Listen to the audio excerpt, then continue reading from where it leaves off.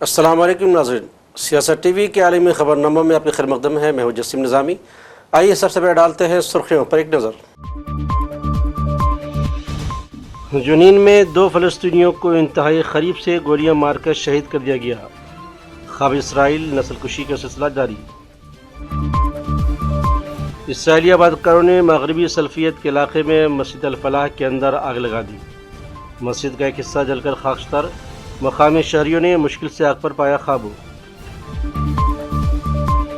Ukraine اور امریکہ کے درمیان بات چیت کے بعد یوکرین تنازع کے خاتمے کی امید، روسی صدر ولادیمیر پوتن نے ظاہر کی توقعات۔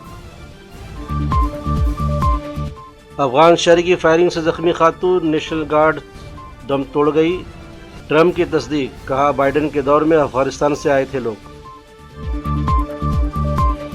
تھائی لینڈ، سری لنکا اور انڈونیشیا میں سیلاب، لینڈ سلائیڈنگ سے مرنے والوں کی مجموعی تعداد 256 سے تجاوز، 3 ممالک میں صورتحال خراب۔ تو یہ تھی سرخیاں، خبریں تفصیل سے۔ قابض اسرائیلی فوج نے مقبوضہ مغربی کنارے کے شمالی شہر جنین میں ایک گھر کا محاصرہ کرنے کے بعد 2 فلسطینی نوجوانوں کو بالکل قریب سے گولیاں مار کر شہید کر دیا۔ دونوں نوجوانوں نے خود کو حوالے کر دیا تھا اور وہ کسی بھی مزاحمت کی حالت میں نہیں تھے۔ فلسطینی وزارت صحت نے بتایا کہ جنرل اتھارٹی برائے سول امور نے انہیں مطلع کیا ہے کہ عبداللہ عمر 26 سال اور یوسف علی 26 سال کو قابض فوج نے جیل ابو ظہیر کے علاقے میں گولیاں مار کر شہید کر دیا اور دونوں کی میتیں قبضے میں لے لیں۔ مقامی ذرائع کے مطابق قابض اسرائیلی فوج کی ایک خصوصی یونٹ جبل ابو ظہیر کے محلے میں خفیہ طور پر داخل ہوئی اور ایک گھر کا محاصرہ کر کے ایک نوجوان کو پکڑا اور اسے تشدد کا نشانہ بنایا۔ محاصرہ جاری تھا کہ دونوں نوجوان خود کو حوالے کرنے کے لیے باہر نکلے، مگر قابض اسرائیلی فوج نے انہیں زبردستی واپس گھر کے اندر بھیج دیا۔ اس کے چند لمحوں بعد فوجیوں نے ان پر براہ راست فائر کھول دیا، جس کے نتیجے میں دونوں موقع پر ہی شہید ہو گئے۔ اطلاع ہے کہ 5 فلسطینی شہری اسرائیلی فوج کی جانب سے طویل طوباس کے جنوب میں علاقے میں سفاکت کا نشانہ بنے ہیں، جس کے نتیجے میں وہ زخمی ہو گئے۔ ریڈ کراس نے تصدیق کی ہے کہ اس کی طبی ٹیموں نے 5 زخمی شہریوں کو وصول کیا، جنہیں قابض اسرائیلی فوج نے حراست میں لینے اور تشدد کا نشانہ بنانے کے بعد رہا کیا تھا۔ ریڈ کراس کے مطابق اس کی ٹیموں نے ان تمام زخمیوں کو تمون میں اپنے فیلڈ کلینک منتقل کیا ہے، جہاں انہیں فوری طبی امداد فراہم کی گئی۔ اس دوران شمالی مغربی کنارے کے فلسطینی پناہ گزین کیمپ میں مکمل طور پر ویران ہو چکے ہیں اور وہ آج شہروں کا ڈھانچہ بن چکے ہیں، حالانکہ وہ کبھی زندگی سے بھرپور بستیاں تھیں۔ اسرائیلی آبادکاروں نے مغربی سلفیت کے علاقے میں مسجد الفلاح کے اندر آگ لگا دی، جس کے نتیجے میں مسجد کا ایک حصہ جل کر خاکستر ہو گیا۔ تاہم مقامی لوگوں نے بڑی جدوجہد کے بعد آگ پر قابو پا لیا۔ مقامی ذرائع نے بتایا کہ آبادکار رات کی تاریکی میں مسجد کے اطراف چپکے سے داخل ہوئے اور اس کے اندرونی حصوں میں آگ لگا دی۔ یہ حملہ علاقے میں عبادت گاہوں اور فلسطینی شہریوں کی املاک پر مسلسل اور انتہائی خطرناک صہیونی جلغار کا تسلسل ہے۔ متحدہ عرب امارات نے فلسطینیوں کے لیے خوراک کے 1 کروڑ پیکٹس کی مہم شروع کر دی ہے۔ دبئی کے حکمراں شیخ محمد بن راشد ال مکتوم نے اپنی عوام سے فلسطینیوں کے لیے مدد کی اپیل کی تھی، جس کے بعد سے خوراک پیکنگ کی ایکسپو سٹی میں جاری ہے۔ امدادی جہاز کے لیے رضاکار 7 ستمبر کو جمع ہوں گے، جس دوران غزہ کے بچوں کے لیے فوری امداد تیار کی جائے گی۔ واضح ہے کہ متحدہ عرب امارات نے غزہ کے مظلوم فلسطینیوں کے لیے 2 سال میں 18,700 ٹرک بھیجے ہیں۔ اس دوران غزہ کے لیے 16 لاکھ امدادی پیکیجز اور اماراتی مہم کے تحت 250 قافلے روانہ ہوئے۔ غزہ کی خواتین اور بچوں کے لیے خصوصی امداد بھی پیکیجز میں بھیجے گئے ہیں۔ غزہ کے لیے 33 ایمبولینس اور فیلڈ کلینک فراہم کی گئیں، جبکہ امداد میں پانی اور انفراسٹرکچر سپورٹ بھی شامل ہے۔ ادھر روسی صدر ولادیمیر پوتن نے یوکرین اور امریکہ کے درمیان ہونے والی بات چیت کے بعد یوکرین تنازع کے خاتمے کی امید ظاہر کی ہے۔ میڈیا سے بات چیت کرتے ہوئے روسی صدر نے کہا کہ امریکہ اور یوکرین کے درمیان زیر بحث امن تجاویز یوکرین تنازع کے خاتمے اور امن معاہدے کی بنیاد بن سکتی ہیں۔ روسی صدر کا کہنا تھا کہ لیکن اگر ایسا نہیں ہوا تو روس جنگ جاری رکھے گا۔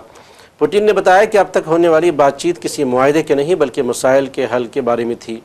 دوسری جانب یوکرین کے صدر زیلنسکی نے کہنا ہے کہ یوکرین اور امریکی نمائندوں کی ملاقات رواں ہفتے جنیوا میں ہوگی اور اس ملاقات میں امن معاہدے کو حتمی شکل دے دی جائے گی۔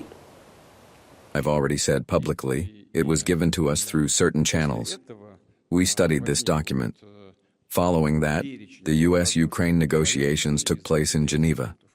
As I understand, they decided that all 28 points should be grouped, over wide shot of conference, into 4 separate components. Over reporter listening. We received all this information. In general, we agree that it, US-backed peace plan, can be used as a basis for future agreements. امریکی ریاست Washington میں white house کے قریب افغان شہری کی firing سے زخمی ہونے والی نیشنل گارڈز کی اہلکار دم توڑ گئی۔ امریکی صدر ٹرمپ نے میڈیا سے گفتگو کرتے ہوئے بتایا کہ نیشنل گارڈ کے 2 اہلکاروں کو گزشتہ روز فائرنگ کا نشانہ بنایا گیا۔ انہوں نے تصدیق کی ہے کہ 20 سالہ سارا بیک اسٹوب نے زخموں کی تاب نہ لاتے ہوئے دم توڑ گئی، جبکہ 24 سالہ انڈریو ولف کی حالت تشویشناک بتائی گئی ہے اور وہ اس وقت اپنی زندگی کی جنگ لڑ رہا ہے۔ ٹرمپ نے بتایا کہ فائرنگ کرنے والے شخص کی حالت بھی نازک ہے۔ امریکی صدر نے کہا کہ ہمارے سیکورٹی اہلکار کی ملک کی خدمت کر رہے ہیں، لیکن غیر قانونی تارکین وطن یہاں آ کر مشکلات پیدا کرتے ہیں۔ انہوں نے کہا کہ حکام سے غیر قانونی تارکین وطن سے متعلق تفصیلی بات چیت جاری ہے۔ ٹرمپ نے یہ بھی کہا کہ افغان شہری رحمان اللہ کو 2021 میں بائیڈن کے دور صدارت میں امریکہ لایا گیا تھا۔ The toughest, meanest, most capable physically got on the plane, not the people that we were looking for or that they wanted to bring in. Here's a picture for you. Just take a look at that plane. Standing on top of each other, sitting on top of each other. This is what we had under the Biden administration. That whole thing should have never, ever happened.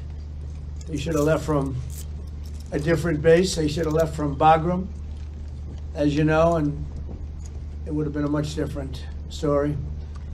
But they didn't do that, and this was just a rout, just a terrible situation. This heinous atrocity reminds us that we have no greater national security priority than ensuring that we have full control over the people that enter and remain in our country. For the most part, we don't want them.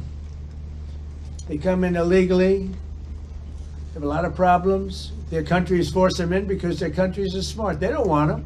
Let's give them to the Americans to take care of. They come out of jails in many cases, mental institutions, they're gang members, they're drug dealers.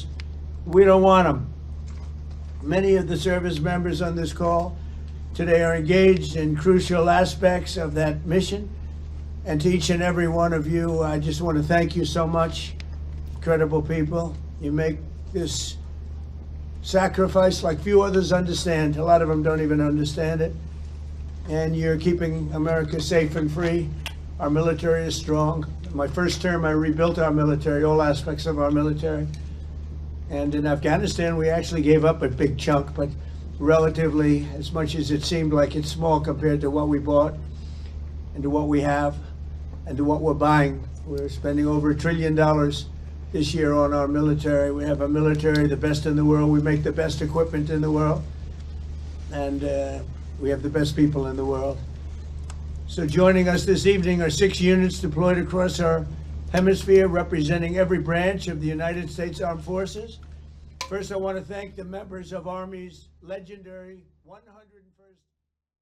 White house کے نزدیک افغان باشندے کی جانب سے national guards کے اہلکاروں پر firing کے بعد ٹرمپ انتظامیہ کی جانب سے سخت اقدامات کا سلسلہ جاری ہے، اور اب امریکی صدر ڈونلڈ ٹرمپ نے اعلان کیا ہے کہ وہ تیسری دنیا کے تمام ممالک سے لوگوں سے امریکہ نقل مکانی کے سلسلے کو مستقل طور پر روک دیں گے۔ ٹرمپ نے اگرچہ اس پابندی کے نفاذ کے طریقہ کار اور ٹائم لائن کو کوئی ذکر نہیں کیا ہے، تاہم ان کا کہنا تھا کہ اس اقدام کا مقصد امریکی نظام کی مکمل بحالی ہے۔ ان کا کہنا تھا کہ یہ ضروری ہے کہ کیونکہ بے قابو نقل مکانی نے امریکی معاشرے کو کمزور کر دیا اور اس کے وسائل پر دباؤ ڈالا ہے۔ جب تک نظام مستحکم نہیں ہوتا، ان ممالک سے آنے والے کسی نئے تارکین وطن کو داخلے کی اجازت نہیں دی جائے گی۔ صدر ٹرمپ کی جانب سے یہ اعلان ایک ایسے وقت میں کیا گیا ہے جب نیشنل گارڈز کے اہلکاروں پر فائرنگ کے واقعے کے بعد امریکی حکومت نے نہ صرف افغان کے شہریوں کو تمام امیگریشن درخواستوں پر کارروائی روک دی ہے، بلکہ 19 ممالک سے تعلق رکھنے والے ایسے افراد کی کیسز کی دوبارہ جانچ کا بھی کہا گیا ہے جن کے پاس گرین کارڈز یا امریکہ میں مستقل رہائش کا اجازت نامہ ہے۔ تھائی لینڈ، سری لنکا اور انڈونیشیا میں سیلاب اور لینڈ سلائڈنگ سے مرنے والوں کی مجموعی تعداد 256 سے تجاوز کر گئی۔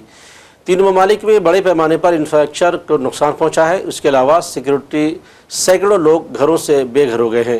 تھائی لینڈ میں سیلابی صورتحال کے سبب ہلاکتوں کی تعداد 87 ہو گئی ہے، جبکہ گزشتہ ہفتے جنوب مشرقی ایشیا کے کچھ حصے شدید بارشوں کی نظر ہونے کے ہو گئے، جن میں ملائیشیا، فلپائن، ویتنام بھی شامل ہیں۔ سری لنکا میں شدید بارشوں اور لینڈ سلائڈنگ کے باعث ہلاکتوں کی تعداد 56 ہو گئی ہے۔ وسطی سری لنکا میں لینڈ سلائڈنگ کے باعث 21 افراد لاپتہ اور 10 زخمی بتائے گئے ہیں۔ اور آخر میں سرخیوں پر ایک اور نظر۔ جنین میں 2 فلسطینیوں کو انتہائی قریب سے گولیاں مار کر شہید کر دیا گیا۔ خواب اسرائیل، نسل کشی کا سلسلہ جاری۔ اسرائیلی آبادکاروں نے مغربی سلفیت کے علاقے میں مسجد الفلاح کے اندر آگ لگا دی۔ مسجد کا ایک حصہ جل کر خاکستر، مقامی شہریوں نے مشکل سے آگ پر پایا قابو۔ یوکرین اور امریکہ کے درمیان بات چیت کے بعد یوکرین تنازع کے خاتمے کی امید، روسی صدر ولادیمیر پوتن نے ظاہر کی توقعات۔ افغان شہری کی فائرنگ سے زخمی خاتون نیشنل گارڈ دم توڑ گئی، ٹرمپ کی تصدیق، کہا بائیڈن کے دور میں افغانستان سے آئے تھے لوگ۔ تھائی لینڈ، سری لنکا اور انڈونیشیا میں سیلاب، لینڈ سلائڈنگ سے مرنے والوں کی مجموعی تعداد 256 سے تجاوز، 3 ممالک میں صورتحال خراب۔ تو ناظرین، سیاست ٹی وی کے عالمی خبرنامے میں آج بس اتنا ہی۔ مزید اپڈیٹس کے لیے آپ بنے رہے سیاست ٹی وی کے ساتھ، اور مجھے اور سیاست ٹی وی کی پوری ٹیم کو دیجیے اجازت۔ اللہ حافظ۔